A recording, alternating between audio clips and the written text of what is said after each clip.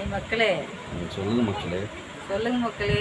என்ன மக்களே, பலாப்பழத்தில் உரிச்ச சொரக்கா பாருங்க, என் பலாப்பழம் மூஞ்சி மாரி இருக்குதுங்க. இத்த சோறு சொரக்காயா இருக்குங்க.